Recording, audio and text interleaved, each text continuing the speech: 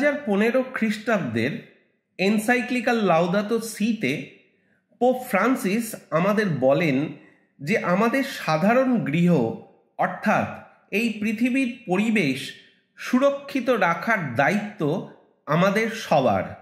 বর্তমানে পোপ চতুর্দশ লিও এনসাইক্লিক্যাল লাউদাতো সি পত্রের প্রসঙ্গে বলেছেন, এই পৃথিবীর পরিবেশ সুরক্ষিত রাখার ক্ষেত্রে আমাদের ছোট বড় সব সমস্যাগুলোকে গুরুত্ব দিতে হবে। এখন ডিজিটাল যুগ, আমাদের সমস্ত ডিজিটাল ডাটা যেমন ইমেল, ছবি, ভিডিও ইত্যাদি ক্লাউড স্টোরেজে জমা থাকে। এই ক্লাউড স্টোরেজগুলো আসলে বিশাল বিশাল ডাটা সেন্টার, যেখানে অসংখ্য সার্ভার সারাক্ষণ চলতে থাকে। এই সার্ভারগুলো কাজ করার সময় প্রচুর তাপ উৎপন্ন করে থাকে। সার্ভারগুলোকে অতিরিক্ত গরম হয়ে নষ্ট হয়ে যাওয়া থেকে রক্ষা করতে ডাটা সেন্টারগুলোতে শক্তিশালী কুলিং সিস্টেমের প্রয়োজন হয়, যা প্রধানত জল ব্যবহার করে কাজ করে। কুলিং পদ্ধতিতে জলকে বাষ্পীভূত করা হয়, যার ফলে তাপমাত্রা কমে আসে। এই প্রক্রিয়ায় প্রচুর পরিমাণে জল অপচয় হয়।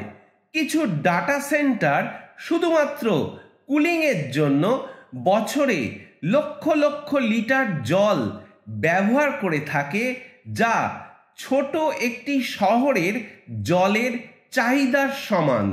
আর এই জল মাটির নিচ থেকে বেশিরভাগ ক্ষেত্রে তোলা হয়।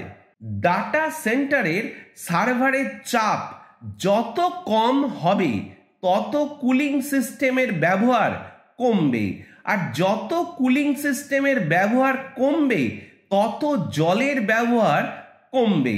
তাই অপ্রয়োজনীয় এবং বহু পুরনো তথ্য মুছে ফেলার অনুরোধ করা হয়ে থাকে।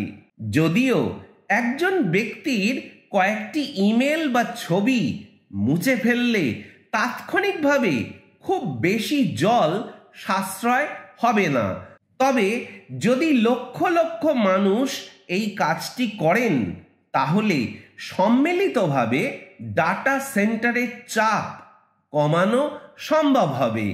এর ফলে দীর্ঘমেয়াদে জলের ব্যবহার কিছুটা হলেও কমানো যেতে পারে।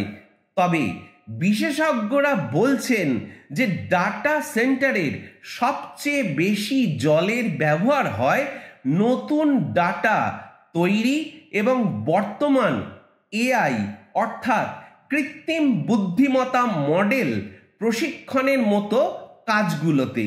তাই শুধু পুরনো ডাটা মুছে ফেলার চেয়ে বরং ডিজিটাল কার্যকলাপে সামগ্রিক পরিমাণ কমানো এবং ডাটা সেন্টারগুলোর জন্য আরও উন্নত জল সাশ্রয়ী কুলিং প্রযুক্তি ব্যবহার করার দিকে আমাদের গুরুত্ব দিতে হবে। তবেই কিন্তু পরিবেশ রক্ষার ক্ষেত্রে আমরা কিছুটা সহায়ক হতে পারি। আর এইভাবেই পোপ ফ্রান্সিসের এনসাইক্লিক্যাল লাউদাতো সি পত্রের যে আহ্বান ছিল তা সার্থক আমরা করতে পারি।